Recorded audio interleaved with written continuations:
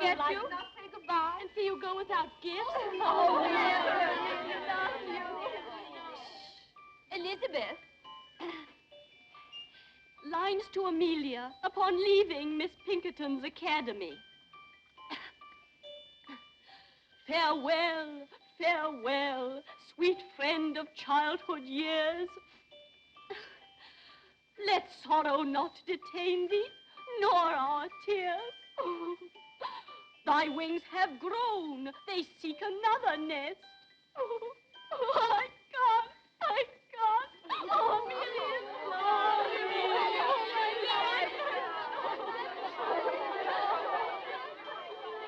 Ah, pity poor Amelia. Now she'll never hear the end of that tender poem. Oh, well, there's too much bad poetry in the world anyway. But, Becky, haven't you a single tear for the years you've spent here? Allow my sweet tears are not expected of charity pupils. Oh, no, no tears. Humility. Gratitude for an education not very useful, but oh, so genteel. And curtsies for the leftover food at the second table and the lovely frocks that the other girls would no longer wear. Oh, no, Laura. No tears. We orphans must learn that the luxury of emotion is for our betters. Miss Pinkerton herself.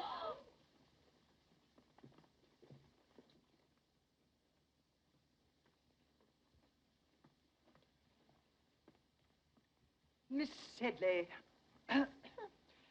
as you now leave us to return to the polished and refined bosom of your family, you depart rich in those virtues and accomplishments which characterize the young English gentlewoman. In music, dancing, and orthography, you have realized our fondest hopes. And in the principles of religion and morality, you have proved yourself worthy of this establishment.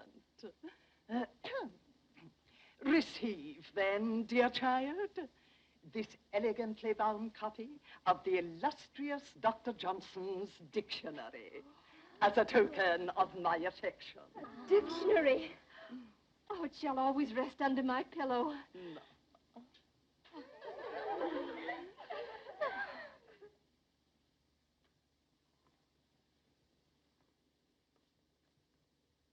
Miss Sharp, the time has come when Oui, you go... mademoiselle. Je vais vous faire mes adieux. Be good enough to respond in the English tongue. Oh, dear, Miss Pinkerton, I'd quite forgotten that you can't understand French. For a moment, I thought I was talking to my dear dead mother, whose language it was. But who could blame me or any of us for thinking of you as a mother? Miss Sharp, what I meant to say was, you are about to go forth into the world alone, unaided, to exist by the fruits of your labor.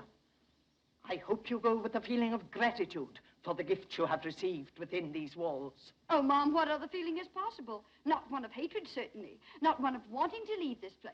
Or a feeling that you took me because I was useful. Mercy, wasn't it a joy teaching me younger girls music and French and knowing how much money I saved for you? Oh, it was. It was. Goodbye, then. Oh, this dictionary for you. Miss Pinkerton, Mr. Joseph Sedley, ma'am. Enter, sir. Joseph. Ah. Dearest Jas. Well, bless my soul, it must be you, is it? Now, Jas, how many sisters have you? Monstrous clever you to put it that way. Monstrous clever. Welcome to Chiswick Mall, sir. Your servant, Your ma'am. sister's belongings are ready. Splendid. Meredith, fetch my sister's trunk. And now let us kiss our little friends, Emmy, and be on our way. Adieu, dear friend. Oh, my Becky, to think we must part now. Yes, part. Where will you go? What's going to happen to you? Oh, does it matter?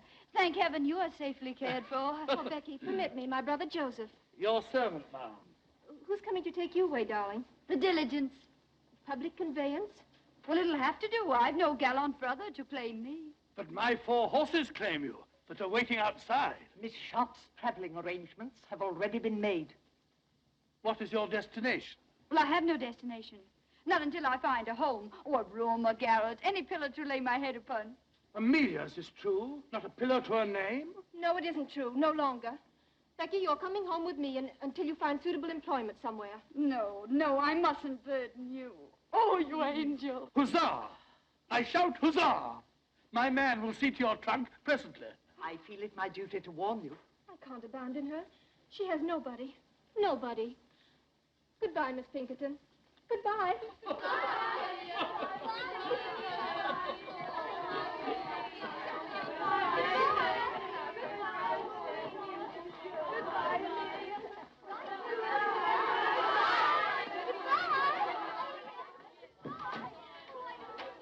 Miss Pinkerton, words are but little thanks, yet let this speak volumes.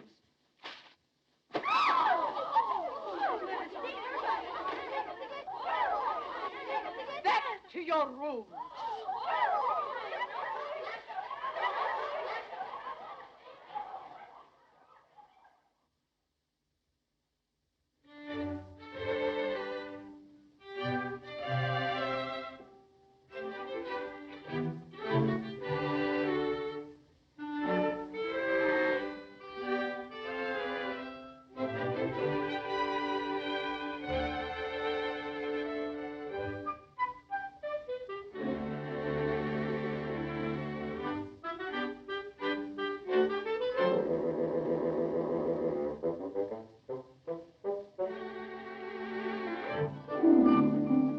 For you, Becky.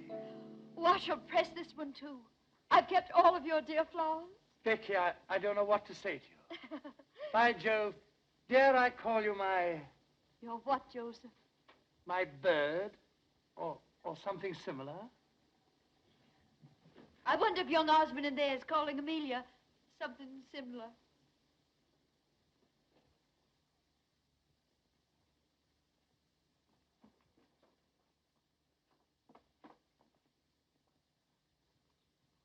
How I admire men who do not hesitate to express their emotions. And I offer you my heart, my true affection. I offer you love, Amelia, and a lifetime of devotion.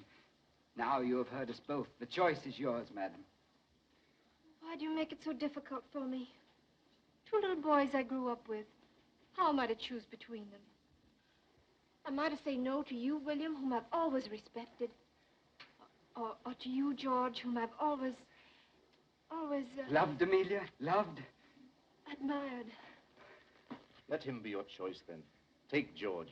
Oh, my dear. Oh, I shall love you none the less always. Only I shall think of you as a sister who is married to my best, my oldest friend. William Dobbin, no man ever had a truer friend.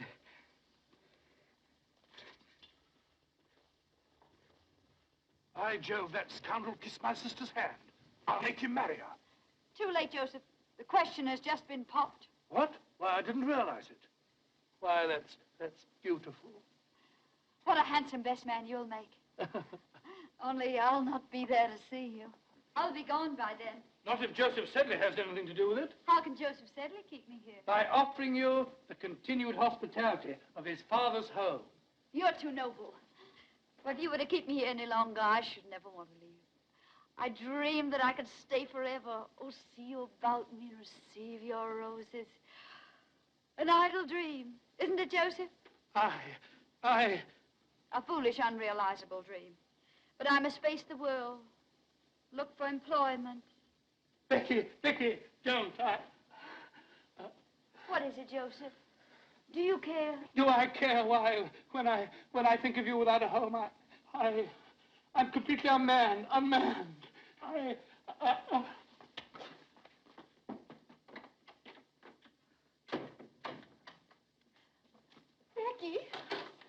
Becky, I have news to tell you. Such wonderful news. George, I Has asked for your hand and you've accepted him. Oh, my little blushing bride. You're happy?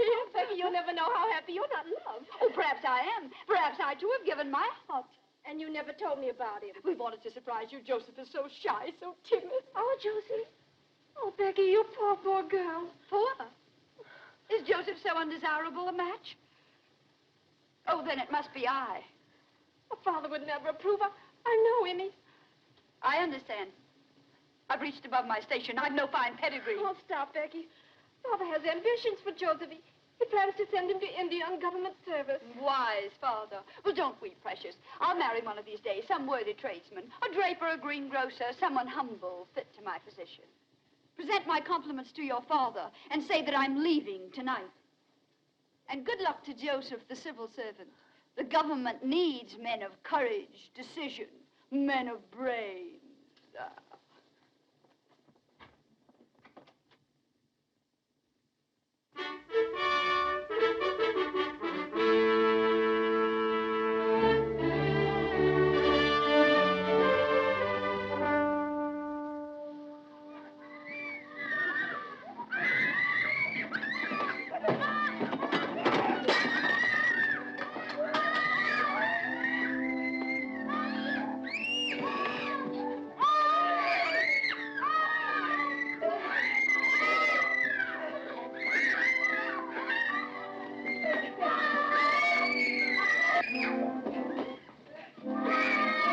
Well, here we are.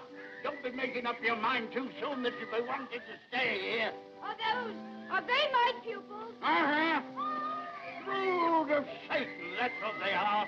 Well, Missy, for better or worse, you're in Queen's Crawley. The food's bad, the service hard, and the pay miserly. I arranged for the position through correspondence. Sir Pig Crawley said nothing of all this in his letter, did he? Of course he didn't. He's best the devil himself at driving a bargain.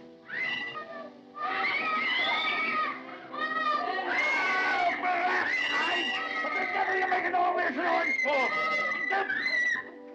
You little devil, I'll be the death of you. Oh, Violet, blast your hides. Quiet, you hear me? Children, your governess. Come and meet them. Now, try and make ladies and gentlemen of them. If it... And this is their brother. Not a whit better than they for all his holy airs. I welcome you under our roof tree. May you find peace and happiness here. Peace and happiness, he said. Here. Sir, I don't think I've had sufficient training for the position your father so kindly offered me. If you would so inform the baronet. He informed the baronet. Hasn't the baronet ears of his own to hear?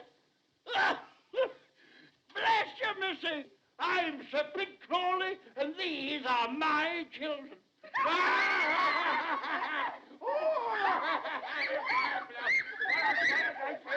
Quiet. Be quiet.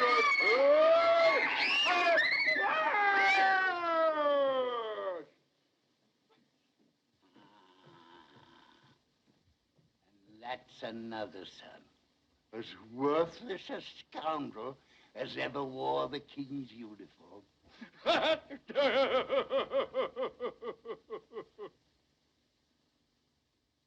Then you'll not be staying, eh? Pox take it. Why, you're the prettiest governess I've ever had my hands on.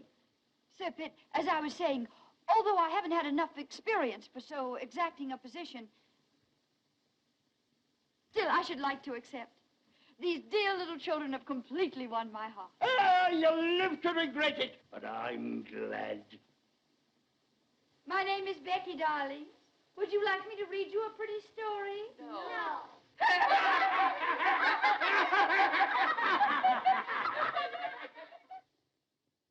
And here I bring you The Blind Washerwoman of Moorfields, a moral and instructive volume.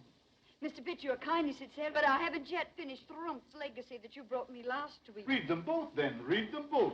Works by pious authors are soothing to the soul. What was that about the soul, Pitt? Let me hear it, too. You know how your sermons always affect me. You are too far sunk in the morass of iniquity, my beloved brother, for my sermon. I hope to see you later, Miss Rebecca. Now I must work on my speech for the Questionable Aid Society. Questionable Aid Society. How on earth do you stand him, Becky? What choice have I?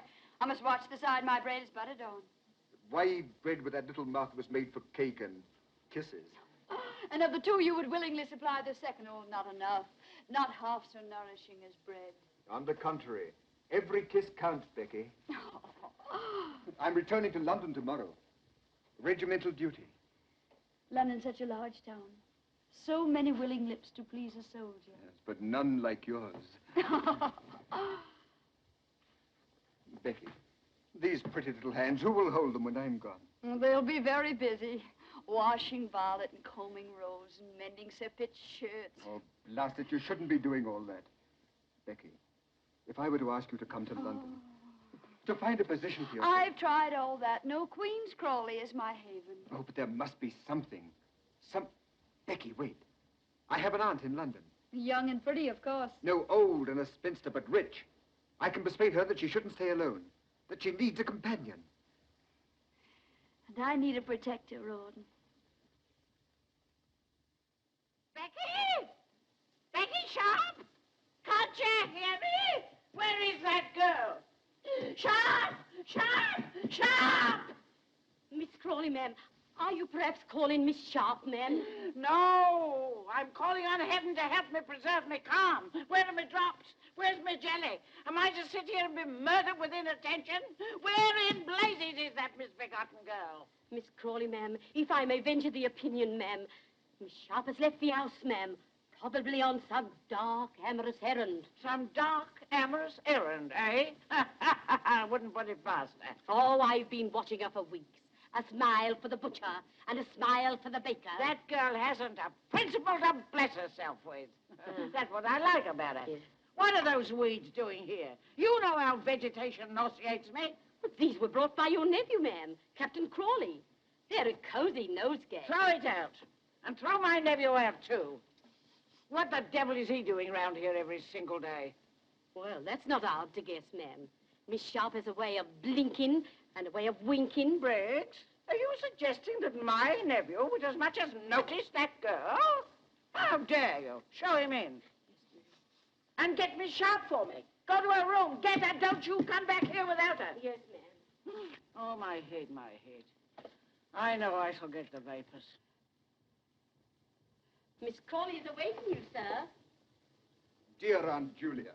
Well, sir, to what am I indebted for the questionable honor of this visit? To the affection of a devoted nephew. And do devoted nephews always get themselves oiled and barbered to call in their maiden aunts? Huh? Or did you hope to find Becky Sharp at home? Answer me. Becky, eh? No, I'll not have you so much as look at Becky. Remember that. Why, that girl will twist you round her little finger. Yes, but Aunt Julia, I assure you... Don't assure me, sir. I'll assure you. I've been indulgent, I've been generous, I've paid your card debts, and I've laughed at your extravagance. But I'll not have you ensnared by any calculated little snip of a menial. The woman you've married must be a lady, and a lady of quality. Oh. How dare you come bounding into the room like this? Oh, it's just as I knowed. Miss Sharp's not in her room. She's not in the house. There isn't a stitch of clothing in the closet. And there's a trunk all packed. Trunk? Packed? Well, where is it, please? Here? Instantly? Well. You expect me to go for it myself? Hurry. Well, who is it now? Am I never to have any peace? Rawdon, put that brandy down. Ardent spirits are for invalids only. Give it to me. Mr. Pitt Crawley, ma'am. That puling hypocrite! Don't you dare show him in. Well, sir, isn't London difficult enough without your presence? Here you come, reeking with the vulgar odors of the country. Madam, I've been sent by my good father. That old reprobate, what's he want? My dear father wishes to know if you still have need of Miss Rebecca's services. I certainly haven't, but neither has he. Sir Pitt is lonesome, madam, very lonesome. If he's lonesome, let him join Napoleon at Elba. Then they can both be lonesome together. Good. The trunk, ma'am. Oh, Bring it here. Oh. Open it. Yes. And now we shall see what we shall see. Angels above. Why, what the deuce is this? Not what a respectable female eye should gaze on. Tights. And look at this. Pantomime. Oh, and an horrid, licentious wig. Confound you, leave her things alone. She's acting on my orders, Rawdon. Here's a rouge pot. Cosmetics. Oh, sinful. Give me that. And here is Becky. Becky Sharp herself. Wait, in Becky's own handwriting. A portrait of my mother. Becky Sharp's mother a dancer? At the risk of contradicting you, ma'am, Miss Sharp's mother was an aristocrat. A French lady by the name of Montmorency. You're wrong, Rawdon. I have it on Miss Rebecca's own authority that her mother's name was Denier. But here it says, a portrait of my mother by my father. A painter fellow. And I had it on Becky's own authority that her father was distinguished and rich. I don't care what that blasted thing says. I don't believe a word of it. Not a single word of it. Believe it, Captain Crawley. Believe anything, everything. Only these relics, they're mine, sacred to me. And no hand shall ever touch them but my own. How well I remember that sweet smile. Her portrait, painted in exile. This is how she looked, always when she bent over my bed, singing me to sleep. Yes, my mother was a dancer. She danced herself and she taught others to dance. But she was an aristocrat, oh, make no mistake about that. A Montmorency of the finest blood of France. And that was the sin for which she was exiled by the revolution. Her chateau burned, her estate confiscated, her fortune taken from her. Yes, she danced. Danced to feed her baby, her only child. To clothe me. To shelter me. Do you wonder now why I treasure these things that remind me of my sainted mother?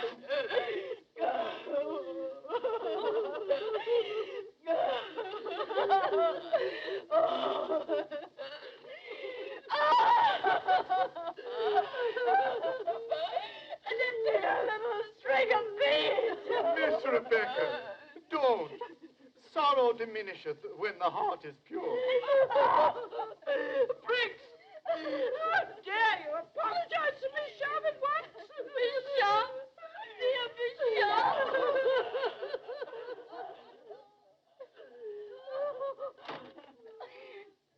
The poor girl. We were so unjust to her. I feel faint. A little brandy, please. And send for Dr. Quackenbush. I know I'm going to die. We must all pass when the hour cometh.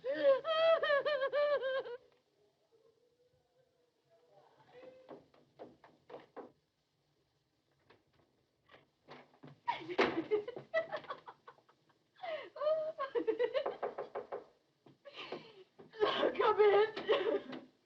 Oh, Becky, darling, why didn't you tell me? Do you suppose I would have cared who your mother was, how you were brought up? Why did you have to hide things from me? If you'd led my life, you'd want to hide some things even from yourself.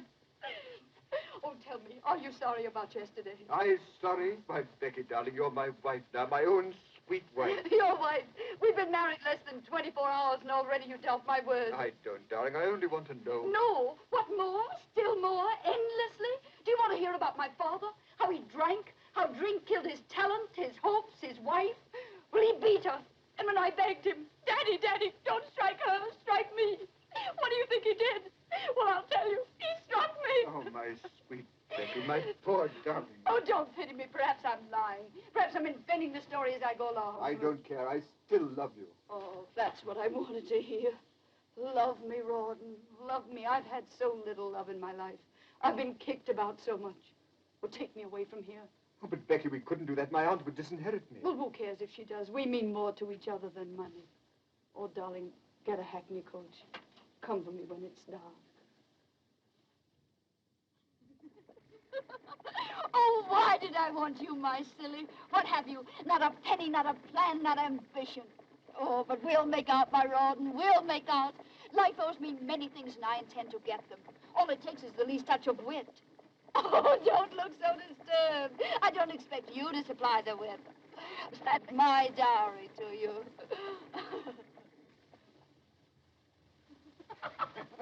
Lieutenant Osborne, you cynic. I'll not have you saying such things in my house. Marriage is far too sacred to jest about.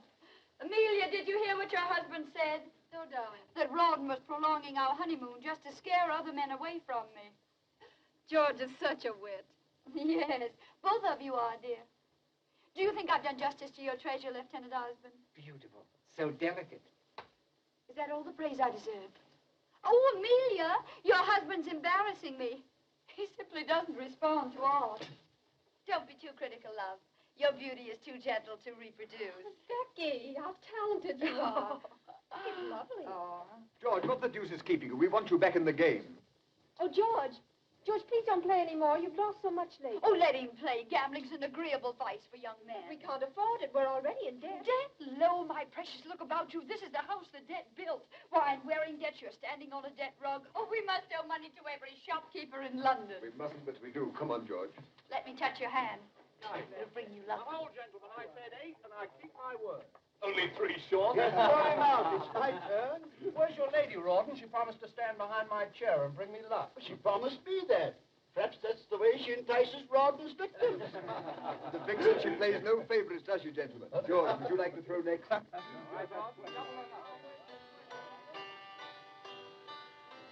many years since I heard you play last? It was on your own harpsichord. How I envied you for it. But then I envied you for so much. For all that you had, and I didn't. Becky, you envied? You didn't pay any attention to me at all. You were too busy with Joseph. That fat brother of yours? Oh, how you all worried for fear I'd marry him. That's why poor Joseph was shipped off to India, wasn't it? Becky, you know Father, he was Never mind, pet. That's all forgotten. That's the past. Oh, Becky, you're the most generous, most forgiving, darling.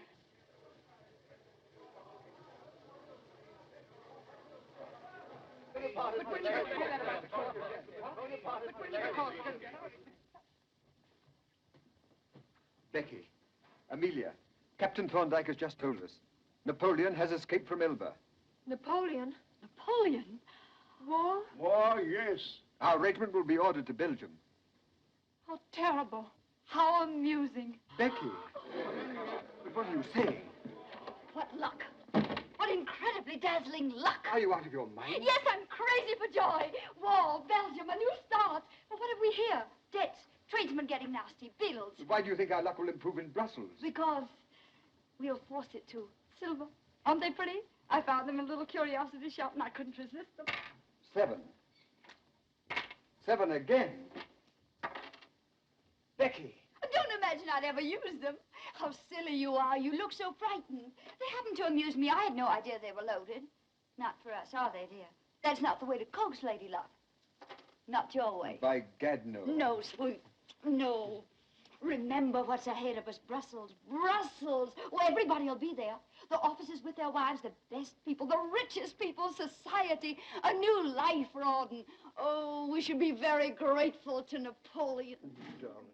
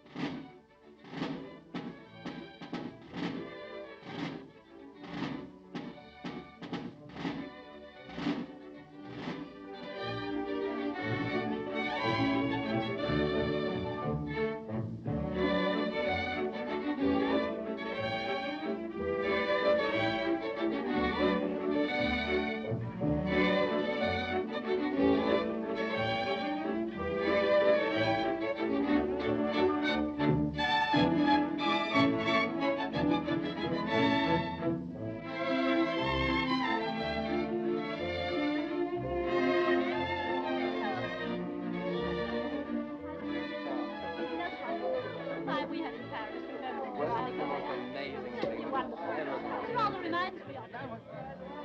What is this?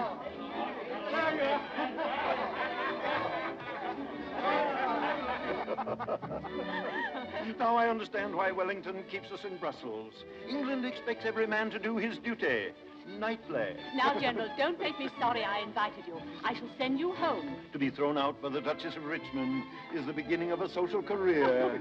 Impossible, man. Oh, don't listen to him. I adore it here. So breathtaking, so brilliant. And always the danger of a sudden attack. Oh, no danger, my dear. There'll be no fighting till the Prussians join us. Prussians? No, I don't. Mrs. Crawley, a waltz, a single waltz. No, don't ask me. Not the waltz. Can't I press you, Mrs. Crawley? That's just what I was afraid of. Such an immodest dance, don't you think, Prince? Oh, cling and swing. It's the dance of the angels. Of fallen angels. Mama, she slapped Papa. That was Papa Mrs. Crawley slapped. Pay no attention, Blanche. You're too fine to notice such vulgarity. Ah, that slap. What memories it evokes. Would you believe, Ma'am, Mrs. Crawley honored my ears once by slapping them? Why, the inelegant creature. Whatever induced the Duchess Richmond to invite a mere little ex-governess? Well, let me be, gentlemen. I'm weakening. I find it impossible to choose from among you. Then choose me, Becky. Becky? Don't you know me? Have I changed so much in these few years? Oh, no, it isn't true. It can't be. Not Joseph Sedley. The name sounds familiar to me, Ma'am. By George, Becky, it's good to see you. You haven't changed a bit. I could have picked you out from amongst a regiment. I'm still the same little girl who wasn't good enough for you to marry. Oh, don't say that, Becky. You know I'd have married you in a moment if it hadn't been for those elephants. You know, it was Father who shipped me off to India to hunt the blasted pachyderms. I know your dear little sister Amelia told me all about it. But then, what were you doing in India, Jos? Your son? Becky, you blackened my character. No, I collected taxes and butterflies for a prince. I gave him a lot of butterflies. Well, I'd rather hear about the taxes. Come, let's make Rawdon listen. Rawdon, where is he? 3 8s, good for 6, and 1 for his knob 7. Sorry, old chap, my game again. As usual. It's nothing but luck, eh, Rawdon? Nothing but luck, George. Very good. Then I owe you £30. Rawdon, George, I brought you a dear old friend. How are you, Rawdon? I've already seen Joseph, all of him. Well, you've been neglecting me all evening. Take me for a dance, George. Joseph will play your silly cribbage. Oh, Rawdon, perhaps you'll let him beat you at billiards. Billiards? I haven't touched a cue for 3 years. Oh, Joseph. Although we have a similar game in India, except we play it with 1 ball and a mallet on horseback. Come on. I'm dying for a dance. No, I want to talk to you. Here. Now you shall give me my answer. I'm not very good at giving answers. I so seldom listen to the questions. You'll listen to this one. Why didn't you reply to my letter? Because only very silly people put such things in writing. Rawdon can read, you know. What if he had seen your letter? Somebody had whispered about it into Amelia's pearly little ears. It's too late for me to be concerned about Amelia. You and I are going away. Are we? I love Rawdon. Always remember that. I remember it daily. I remember when I lose to him £10, £50. I tell myself it'll buy so much lace, so much silk for Becky. Champagne, servants. You've been expensive, Becky, but I lost willingly. Now I've no more. I'm in debt. Have you ever tried to borrow? Not a bad method. There's no one left to borrow from. But that doesn't matter, does it? You don't care anything about money. You make such charming conversation. Why do you deprive Amelia of it? Becky, listen to me. No, I don't want to go in there. I can't bear to see them together. Becky on George's arm. George is either dancing with her or losing at cards to her husband. Oh, William, I can't do anything. I'm helpless. I'll take Becky for a dance. And after the dance, she'd find him again. Trust her. Oh, if I could only make George understand. And there's another thing I didn't like about your letter. You misspelled every other word. Oh, hang my spelling. Don't play with me. Is there someone else? No. Who is that man? Oh, I intended just a homey, intimate affair. A little singing, dancing. Oh, my dear, dear Lord Stane. Dear Lord Stane, I've been looking for you. I thought you were hopelessly lost. Your Grace, you must blame the Polish ambassador. Ah, diplomatic secret? Not at all. The ambassador has too pretty a wife. She has won me over completely to the Polish cause. At least to the better half of the Polish cause. Tell me, what is his name? I want to know. How perfect your instincts are, Becky. The Marquis of Stane. Stane with his millions. Bigger game, eh? Do tell me about Napoleon. I'm so interested in him. Is there any danger here in Brussels? No, madam, as far as I know, Napoleon is many leagues away. Is it true that the King of Prussia is bent on leading his own army? Freddie lead an army. I wish I could whisper to you what the Tsar Alexander told me about that. My lord, you hobnob with all the crowned heads of Europe. No, only with those that still remain on their royal shoulders. You see, dear Lady Bareacres, royal heads have been known to hop away from their bodies, especially in France. Remarkable how many people managed to come tonight. Lady Blanche, I was so sorry to hear about your mother's misfortune. I do hope the operation was successful. Operation, lady. To think of her going blind at her age, and now she can't recognize even acquaintances.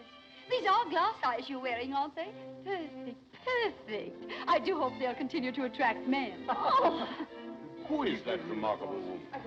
The brightest new star in our social sky. Introduce me. I could spend many nights studying astronomy. Mrs. Crawley, permit me. The Marquis of Stane, who craves the honor of your acquaintance. Hello. Will you favor me with a dance, Mrs. Crawley? What a joy it's a waltz. So fond of it? Oh, I could die for the waltz. There's some who call it an immodest dance, but I've always called it the dance of the angels. George, Amelia's alone on the terrace. Go to her, ask her for a dance. It's a drink I need, not a dance. To me, war means rising stocks. I play for Napoleon's defeat. What do you play? I? Patience. And we are both above the fortunes of nations. But not above wars. War champagne, froth, bubbles. Your head swims, your heart beats. Then your glass is empty. And you wake with a headache. Headaches can be cured Heartaches too, my lord. by drinking more wine, a new bottle. And a new hand to pour it. Oh, my lord, I get drunk so easily.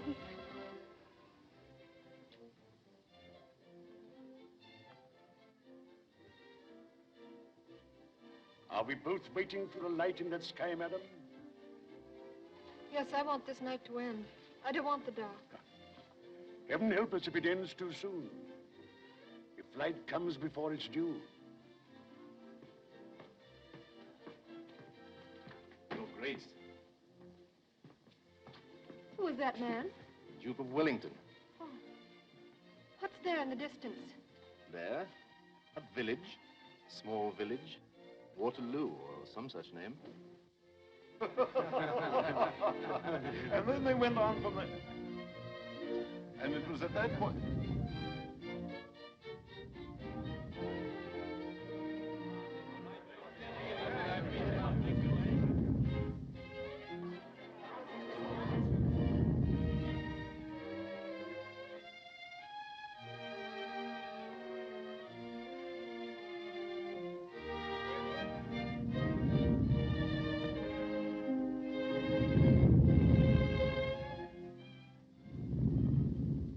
What was that? You hear it? Listen again. Cannon? Thunder? Artillery? No, must be a thunderstorm. Come on, Major, let's ready. I say, was that a cannon?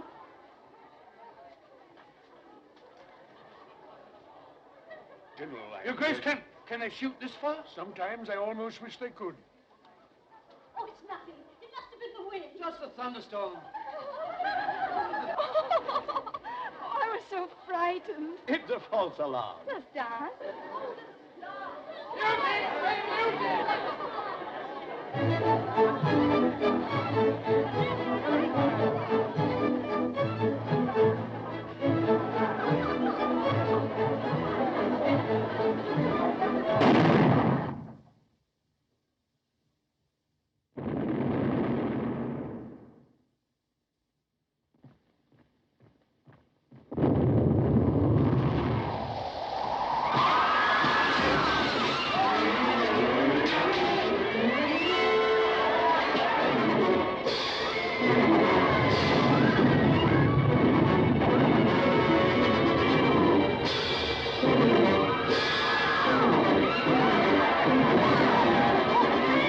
Napoleon! My cannon! Get my cannon!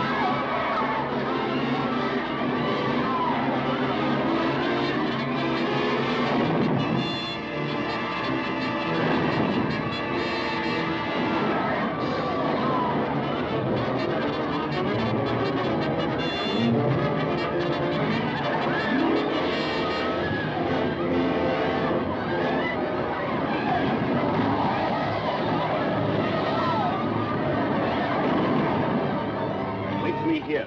I'll take you home in my carriage.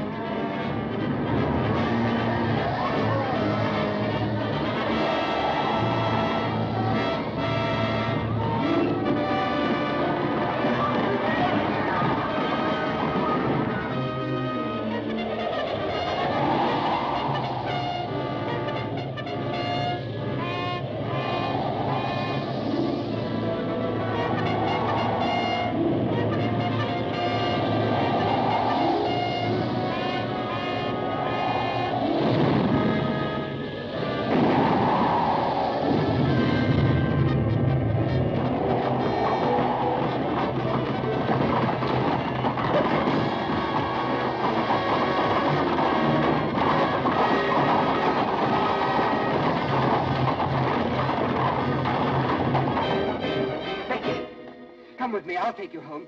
We could still leave.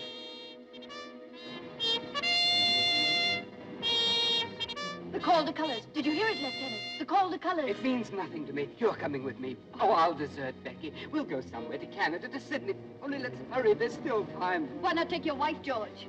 Occasionally, you must remember that you're married. George! Oh, my dear, I've been so concerned about you. You, Becky, concerned about anyone but yourself? You can't take George from me. I haven't. You'll never take him from me. Oh, you're excited, Amelia, frightened. I don't want your George. See her home, George.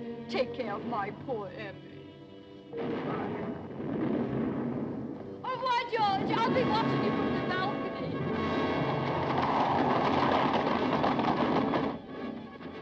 Ron!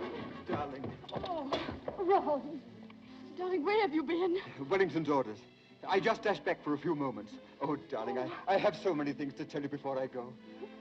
I've been happy with you. I've gambled and I drank, but always I've loved you. Loved each other. Understood each other. Take this money. I shan't need it. And sell my watch, my silver dressing case. Oh, darling, I leave you with so many debts. No, and sell my 2 horses. Don't think about money. I'll make out. But I'll pray for you, Ron. I want you back. I love you now. I've never loved anybody else. I must go now. But remember, never forget this. I worship you, Becky, from your little toes up.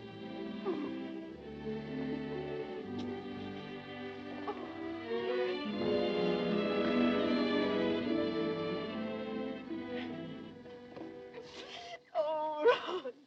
What shall I do? What will happen to me? What will I do? Eh? How shall I get out of here, eh? Answer me, little devil! Answer me! No horse, Sahib. I'll join the army. Now what? Now what? Am I to rot away in Brussels? Why did I ever leave India? Why? Why? Becky, not a single horse left in Brussels. Is this the end of Joseph Sedley? I can sell you a horse. Becky! I can sell you 2 horses, 1,000 apiece. What, you're robbing me? 2,000 for the pail. No, 500. Do you prefer to walk? You get winded so easily. 750 for 1 horse. Your proportions called for 2 horses. 2,000 for the pail. 2,000 pounds. I'm ruined. Ruined. I could have bought a herd of elephants for that. But Becky, where are those horses? In the main stable. They'll recognize you.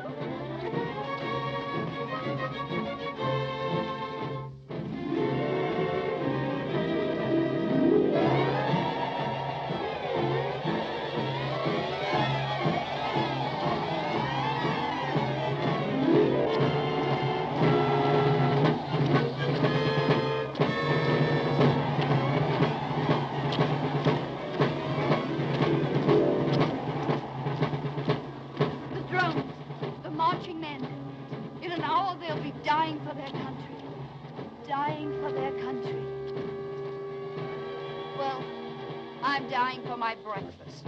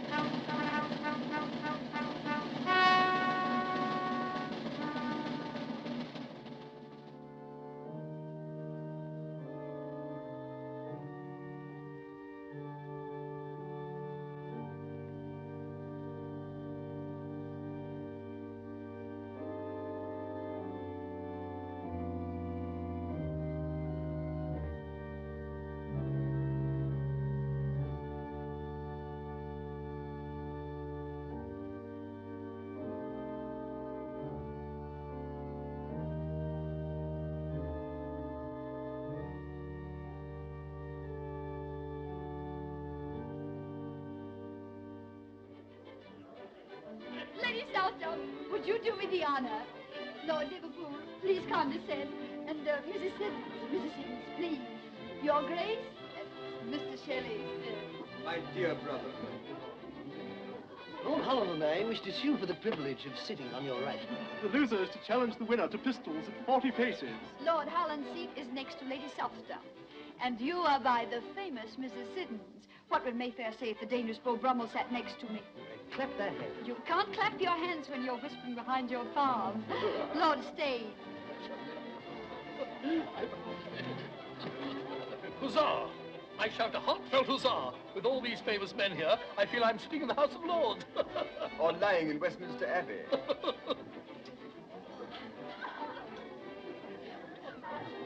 Why did you bring me here, Pitt? This is a wicked, immoral atmosphere. Look at Lord Stane and that woman.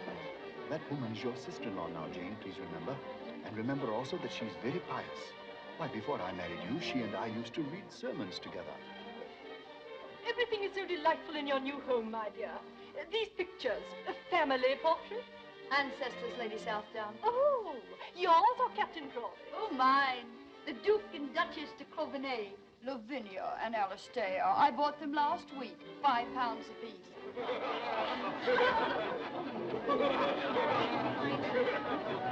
Bravo. You've got the meeting out of your hands. Well, they may bite it later. Becky, you've arrived. Where, my lord? Not St. James's Palace. Not yet. Patience, Becky. Patience. To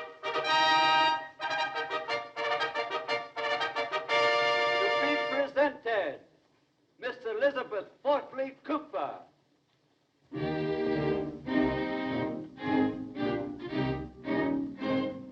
Mrs. Joseph Hamilton.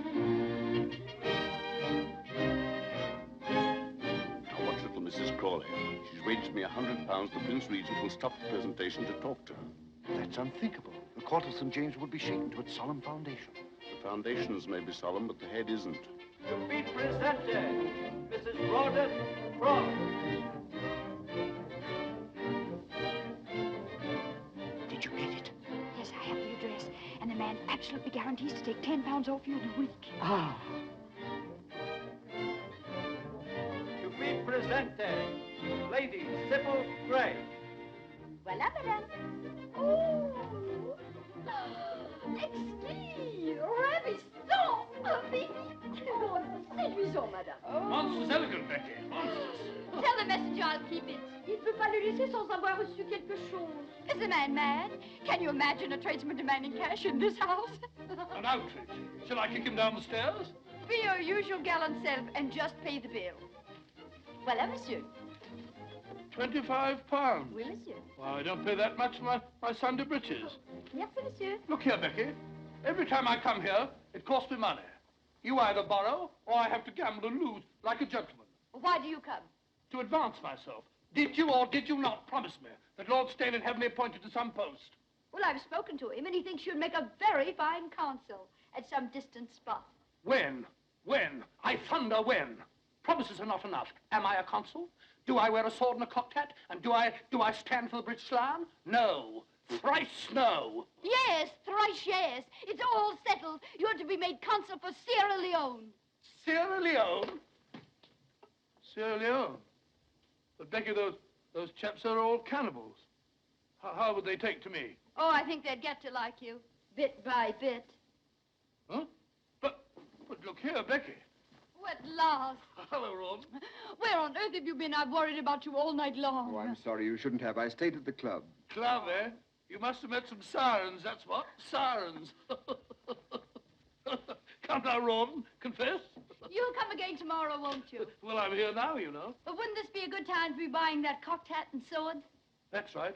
I'll sally forth and have me outfitted, bit by bit. Your servant, Becky. Your servant, Ron. I echo. Sirens.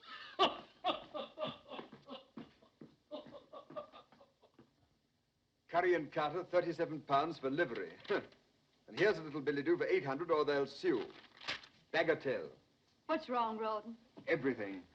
I had a nasty night at the club. Almost came to blows with Deuce Ace. Others had to separate us and all that sort of rot. But why? He kept hounding me and threatening me about the £400 that I owe him. He demanded immediate payment. Well, a pretty time you picked. We haven't sixpence. I know, that's the devil of it. After the row, it became a matter for the entire club. Naturally, a debt of honor. I was instructed to pay immediately.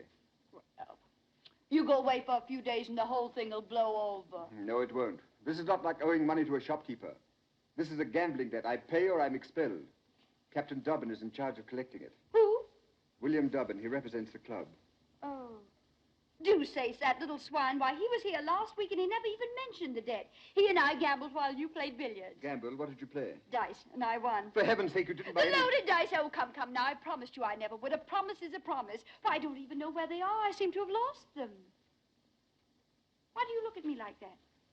What do you see? That I've become a liar, a cheat? Oh, no. But how can I help worrying, Becky? See, where is all this leading us? Is there any end? Are we getting anywhere? Who knows? Who cares? We live elegantly on nothing a year. Look at all the splendor. It won't last. We're paying heavily, little bits of ourselves. Well, it's worth the price. Women who cut me last year would give their eyes to be where I am now because they envy me. This is what I've worked for. I won't give it up. Don't ask me to. Oh, darling, enjoy it with me. But I can't get Dusace out of my mind. Well, I'll raise the money somehow. I could borrow it from... Stain? You won't, not from him. Well, we have to take the money where we can find it. Not Stain's money. I won't have all London thinking that... You don't really trust me, do you? Is that what you wish to Oh, believe? no, darling. I'll believe only what you tell me and nothing that you deny. Oh, then believe that I'm your Becky and that I love you, and nothing else matters. Oh, don't worry, darling. Perhaps Dobbin can be persuaded to wait. Mrs. Crawley, I'm a brother officer of your husband's, and I'm sincerely trying to help him. And all I can say is that the debt will have to be paid promptly. It's a debt of honor. But I told you we have no money. Where do you propose I turn for 400 pounds? I've no suggestions to make, and I'm afraid you'll have to raise 500, not 4. Really? 100 pounds added for interest or damages to Dusace's wounded feelings? I'll try to explain as kindly as I can. Mr. Dusace came to me privately. He was too much the gentleman to charge this before the club. It seems that you played dice with him sometime last week, and he lost 100 pounds. He did? Well, it's so hard to remember. At your house, you used a pair of silver dice, loaded dice. He managed to take them with him after the game. Unfortunately, I've never seen them before. Do you intend to use them? I hope not. Oh, come, aren't you rather enjoying this? Here I am. You've always considered me Amelia's bad angel. You've always hated me. Now I'm in your power. No, not in my power. I'm still trying to help Rawdon. Oh, of course. Then this isn't a personal matter. Then, if I appeal to your chivalry, would you lend me the money? No? But perhaps you'd grant me a delay. I don't think I could persuade Mr. Dusace. I didn't think you would. So I came all prepared to do business with you. I have something to sell, something I think you'd be interested in buying. Madam, I couldn't possibly be... Oh, wait until you see it. I brought it with me. By the way, I was broken-hearted to hear that Amelia had rejected you again. Mrs. Crawley. Poor darling Amelia. She's still possessed with the idea that she must be true to George, loyal to the dear ghost who was so true to her when he was alive. I've no desire to discuss... Not to discuss how to gain the key to her rusty little heart, Captain. Oh, what noble self-denial. George wrote me a letter. Not a literary gem, but clear. The idea was that he and I elope. You remember the Duchess of Richmond's ball? We were to go away that night. Oh, it would be invaluable in your courtship. Can you imagine the change it would bring in Amelia? It's for sale, 500 pounds. Mrs. Crawley, women like you... How much time have I to pay? Till tomorrow morning. Oh, generous, generous. You'll get the money.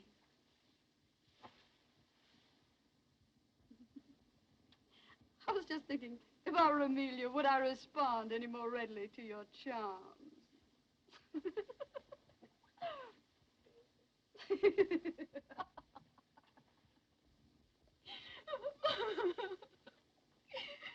I walked up and down in front of the hotel, and I didn't dare come in. But how could I resist when I knew you were in town and... But, Rebecca, you haven't told me anything. What is it? What has happened? Tell me. Oh, no, I can't. Your kindness only makes it worse. Rebecca, my dear girl, my own little sister. Tell me. I've a right to know. I'm the head of the family now. Oh, why do you force me? It's so humiliating to talk of money. Oh, dear, perhaps you're right. Your secrets are your own. Yes, why should I tell you that I need 500 pounds at once or else I'll kill myself? You shouldn't. You mustn't. Even if you did, I couldn't afford any more money. Oh, I know. You've always been most generous.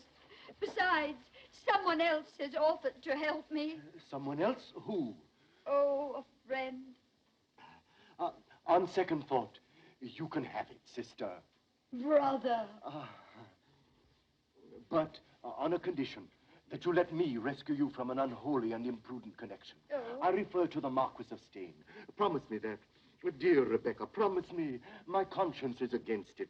My conscience. And your conscience is kissing my hand now. Yes, my brotherly love. Ah, Rebecca, do you recall how we read sermons together? Couldn't we read a few soon? Isn't the Marquis of Stane fortunate? He has no conscience. And as for brotherly love, not an ounce of it.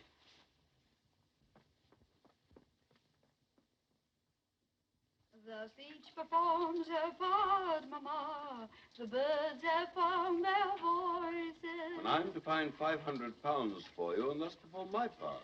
Blowing rows of flesh, Mama. A bonny cheek to die. Why do you sing, my dear? It's such a prosaic matter. I sing because I'm embarrassed, and I sing because I hate to beg. I'm sorry I appear to make it so difficult for you. The money's at your disposal, of course. And what's it for this time? Pretty ribbons? Toast for your breakfast? Or to say my name? Or charity? Ah, charity. There we have it. I'm trying to help an unfortunate man with a deserving wife. Perhaps you know them. The Crawleys. He got in a disagreeable mess at his club. A gambling debt. I'm delighted with the opportunity to serve you. If I give you this money, will you consider the possibility of granting me this evening that little supper that you've promised me for so long now? Oh. I've been very patient, you know. I am sorry, but Rawdon and I had planned something else for this evening. Will he not be going to the club in a hurry to pay that unfortunate debt? Perhaps.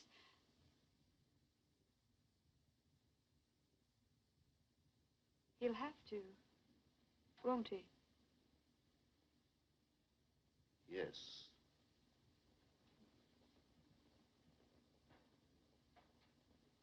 Thank you, my dear. And now go on with your singing. You sing most charmingly. There's sunshine in my heart, Mama, which wakens and rejoices. And so I sing and blush, Mama, and that's the reason why. And so I sing and blush, Mama. La, la, la, la, la, la, da, da, la, la, la, la, la, la. No luck. No. Did you try everybody? Yes, everybody. Come here. Sit down. Shut your eyes. Now, isn't that a wonderful surprise? Wonderful. Where did you get it? Stane? Oh, nonsense. Young Southdown came in this afternoon. You know he owed me £500. No, I didn't. When did you discover it? The moment he sent the money, silly. Sent it? I thought he came over. Well, both. He came over and he sent Fifine in with it. Well, take it, darling. Be on your way with it. There's no time to lose. No, I suppose not. But, darling, you've had a miserable day. You need some amusement. Would you like to stay at the club this evening and play billiards? Yes. Rotten. You're not taking the money. Yes, I was going to leave the money, wasn't I? But you must go tonight. Tonight, eh? It would be quite serious if I didn't. Tonight.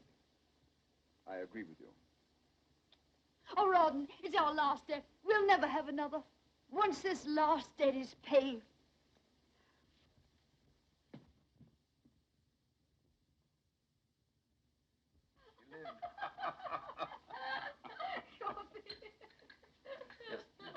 But did it really happen? Well, it may have. No sugar. Thank you for remembering. Ah, your little heart is flooded. And my little head is in the And clouds. your senses swim. Don't leave that out, Becky. In a sea of happiness. I don't know what I'm about. I'll tell you. You are about to eat a strawberry. I saw you watching them while I was kissing your hand. My lord, you've wounded me. Do you question my emotion? On the contrary, I'm flattered that a midnight visit from the wolf should prove so exciting to a lamb of your coolness and self-possession. Well, I'm sorry to disappoint your lordship, but this lamb is far from being excited. She thinks there's some good in every wolf. Poor, optimistic lamb. What was that? Nothing. Somebody singing in the street or quarreling or making love. Why, you don't expect an intruder, do you? No, returning husbands can hardly be called intruders. What a pity that yours is forced to remain away. You seem confident, my lord. I am. Curiously enough, Mr. Crawley was arrested by a bailiff just as he was entering his club. Arrested? So I have reason to believe. Of course, I wasn't there to see it myself. It was a most unfortunate mistake. In the morning, the mistake will be discovered. There will be apologies. The whole thing will be treated as a harmless little joke. Only a joke. Then we are free to enjoy the wine. And with your wit and charm, how easy it'll be to forget everything. Not everything, Becky. You mustn't forget your ambitions. Ambitions? I worked like a galley slave to get into your fine society. And what have I got for it? The privilege of dining with the dullest people in London. You can't have ancestors and not be dull. I'd rather be a parson's wife. But you're not, Becky. You don't cook and sew and mend stockings. No. Nor do I replenish the earth.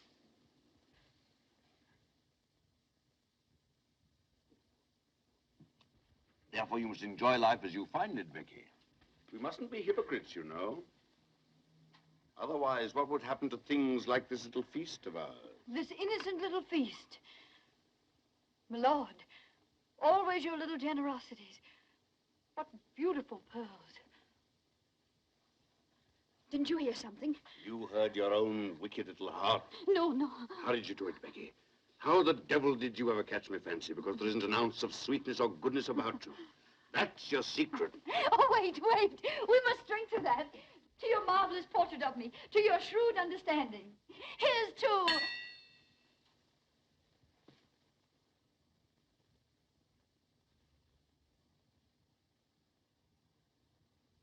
Ron, my lord and I having... My lord and I... You didn't go to the club. When you left the house, you didn't go to the club. Trap. Hmm? Mrs. Crawley's husband returns home unexpectedly. He doesn't go to his club. Well, sir, how much am I blackmailed for? Oh, I've done nothing. I'm innocent. My lord, tell him I'm innocent. Innocent. Come, what's the amount? I've already paid 500 for your absence. No, no, Ron! Run!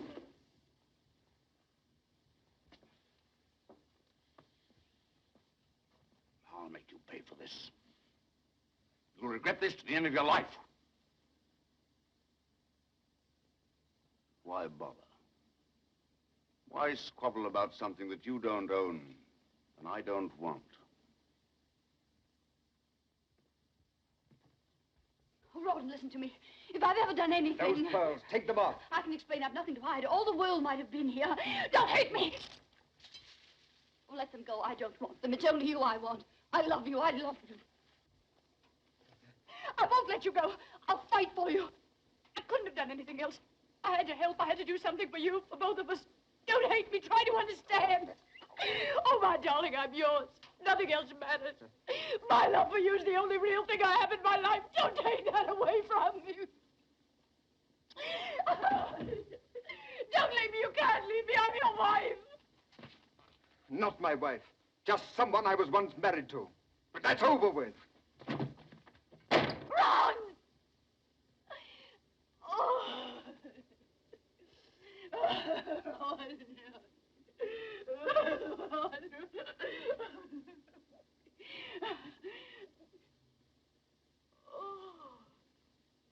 They'll all laugh at me.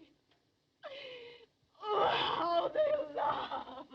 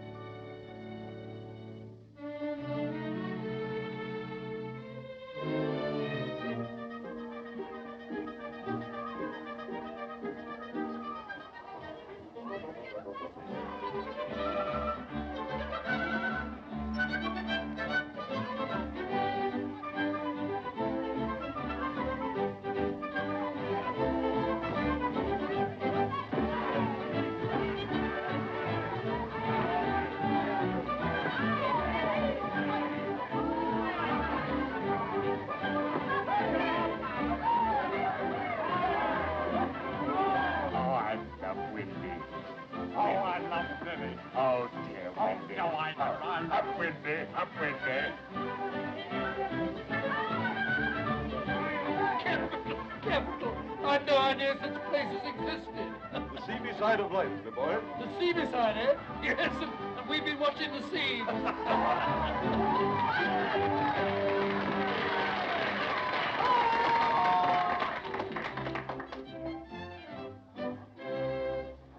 Young Molly, who lives at the foot of the hill, whose fame every maiden with envy doth fill. No, my eyes are tricking me. It's Mrs. Crawley, Becky. She's been out of England. So she's either come back or I'm Fancy's victim. Oh, that's enough. Aye, that, my dear, you're singing too. Don't annoy her ladyship with the delicate air. I feel how delicate. See how delicate I am. Don't tell me, swains who have conquered the fair, how to win the dear lass with the delicate air. Delicate? That was my trouble, too. How to win the dear lass with the delicate air. How to win the dear lass with the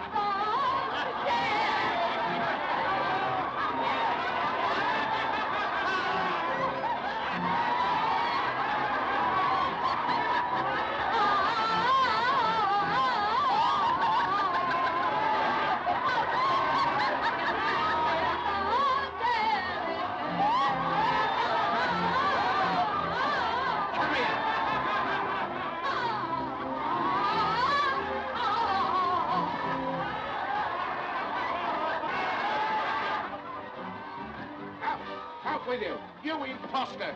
You fraud. You disgrace my house. The finest place in Bath.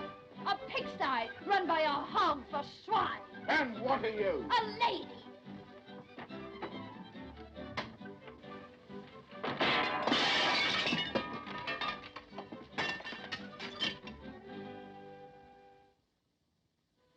That's right, dearie. Read the cards. Ask them where to find the money for the landlord. Because you pay today or out you go. Tell him I'll settle tomorrow. Do you think he'll believe that? He heard all about what happened to the great singer last night. I'm expecting a remittance any day now. I've written to my brother who's a rich man, a baronet. Your brother. I used to call them me cousins. I had an earl and a count.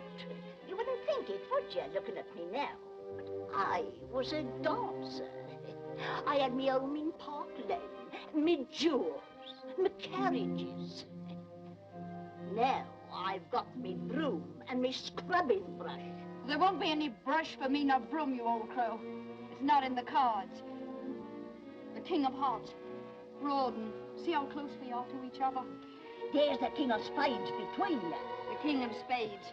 He always keeps us apart. Well, you can forget about it if you drink enough brandy.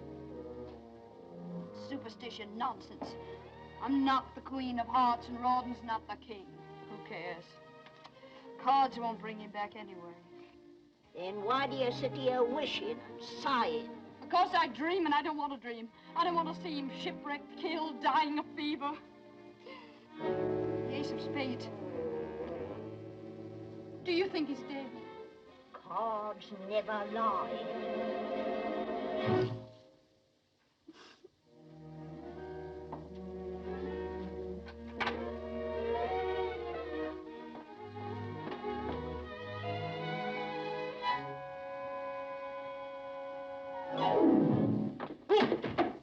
Now, what the devil?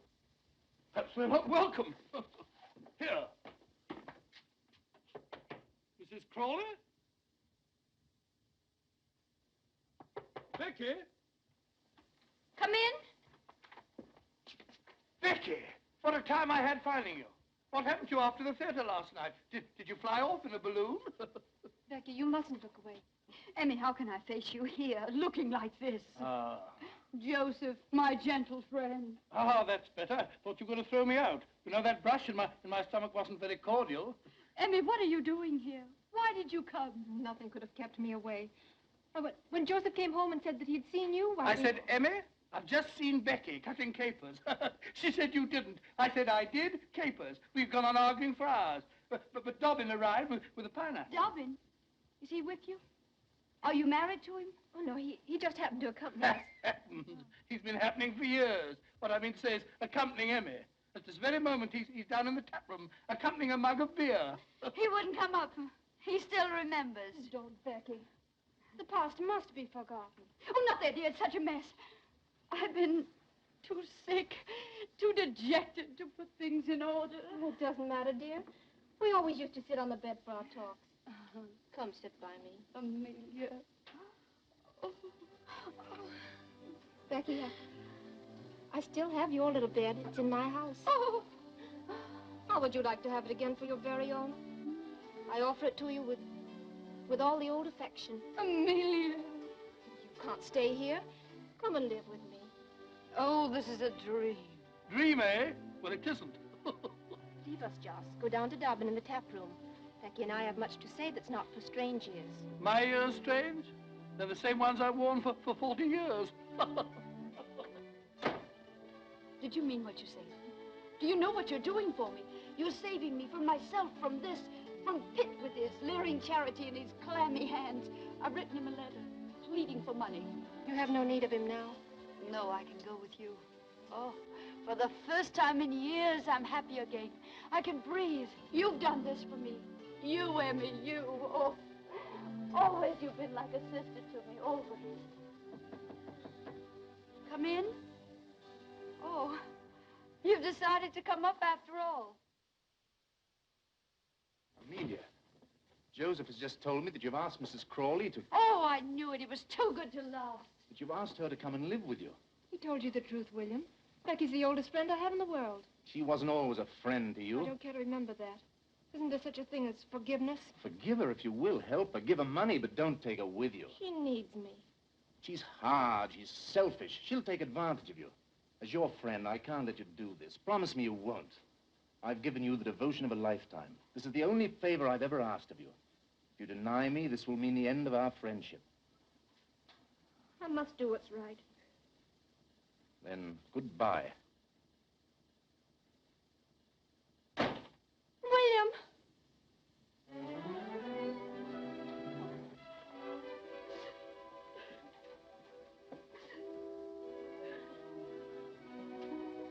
You're in love with the man.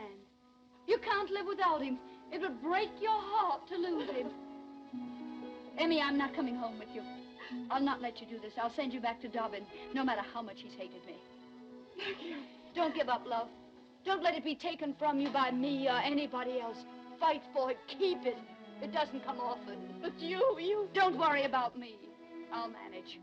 Go downstairs. He'll be waiting for you. Take his hand. Ask him to marry you. I can't. I'll never marry him. You will? Why shouldn't you? Because of George. I must be true to his memory, his love. Love? Why, you fool, you monkey. He never really loved you. He did. I'll prove it to you. No matter what you say or think, he did. Oh, he was never faithful to you. He made love to me, but you were hardly married to him. Your husband in heaven. Oh, here it is. You know the handwriting. He wrote this to me, sent it to me in Brussels, right under your unsuspecting little nose. Now you know. Now you're free to forget the past. Go to the man who really loves you. Marry him. Go on, go on. I say, Emmy, did you and Dobbin have a breeze? Just you're drunk. Drunk? I drunk. This is an injustice. Am I her only brother? Similarly, is she my only sister? Similarly, where is she running to? To Dobbin. She's going to marry him. Huh? Well, I think that's beautiful. Well, what's the matter with you? What have you lost? Lost my heart out of my bosom to see my sister blessed with such happiness. Why weep? They'll be happy, but they haven't stolen all the happiness in the world. I think they have. Would you like to sit down and be just as happy as they are? Yes. Do you like brandy, Joseph? Well, how would it sit with a beer in me? Perfect. Extra fine cognac. We have biscuits and gorgonzola. We'll have a little feast. Do you mind sharing the plate with me? No, quite the contrary. I'll even share the bottle. Have only one knife. I'm ashamed to admit. Isn't it enchanting? Enchanting. Yes, you're enchanting too. Drink hearty, drink deep. 1,000,000 years have passed since we drank together. Or sat together undisturbed, returning glance for glance, smile for smile. Gorgonzola for gorgonzola. To the happy two people, to the memory of the past, and the joy of the present, when two people meet again and they agree. That's it. Agree. I honor the sentiment, Becky. To pitch their little tent or little cottage with the trees and the stars above. I honor the stars above. And the murmuring of moonlit streams and the perfume of flowers. Does that fetch you, you dear gay fellow? It's you that are gay, Becky. Gay and gallant. Come closer, Becky. Oh, Joss, you frighten me. You're so intense. Intense, but honorable, Becky. Tell me, are you a widow? Yes or no, because you must become my widow next. Later we'll talk about it. Now you must help me pack. I've had enough of all this. We're going. Going? Where? Mayfair, India, anywhere. Away from all this. But we can't, Becky. I have no money. No money? You're poor? Who dares accuse Joseph Waterloo Sedley of poverty? No, it's just that I have no cash. We'll have to wait here for a week until my next month's allowance comes. But I can't wait. The landlord will have me jailed by then. Speak of the devil. Who's there? It's I, Rebecca, and Jane. They're here. My letter, they've come. Oh, what shall I do? Let me throw them out. Wait. Perhaps they're a blessing in disguise. Sister. Brother! The money we need. I'll get it from Pitt. Oh, darling Jane, I can't believe it's really you. One moment, I must make myself presentable. Quick, climb out of the window. If Pitt finds you here, I'll never get the money from him. Climb out. I can't. The cheese has gone to my head. I'm almost ready, quite ready. There. Hurry. Oh, this bliss, this happiness. Oh, Jane, my Jane, my forgiving kinsman, to see you again, to feel my hands in yours after such a long time. Your letter came, Rebecca. Our hearts were deeply touched by your plight. My prayers have been answered. Yes, we've come to rescue you. To restore you to the bosom of our family, to the tranquility of Queen's Crawley. Queen's Crawley. Why, I'm overcome. But before we do that, my dear, you must cleanse your soul. Ah. Rebecca, would it not make you happy to go to church with us before we talk of anything else? Oh, I'd go happily. As soon as I settle with the landlord, he'll not let me leave the house until I pay the money I owe him. Isn't the peace of your soul more urgent? Yes, but so is the landlord. Urgent. I trust it's not a large amount. Oh, no. 200 pounds. Settle with him for 35. 150? 50 then. Make it 100, brother. Then we can go and listen to the sermon. Oh. Thank you. What was that? Aren't you alone? Alone, always alone. It must have been a mouse. And now, dear, get your bonnet and come to regain peace.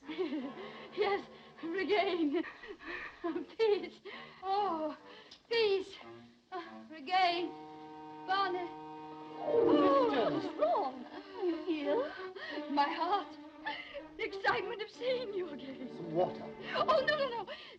Perhaps I'll feel better soon if I rested. Yes, rest. And I shall stay with you and care for you in your need. Oh, no, you mustn't. I'd never forgive myself if you missed the service. You must go, dear. I'm used to my solitude. Please go and come back for me later. Come, dear, Rebecca's overwrought. Soon she'll be better. This book of moral precepts which we brought you. When you're better, read and profit. The title is Rewards of Virtue. Until later, then, poor child. Rest well.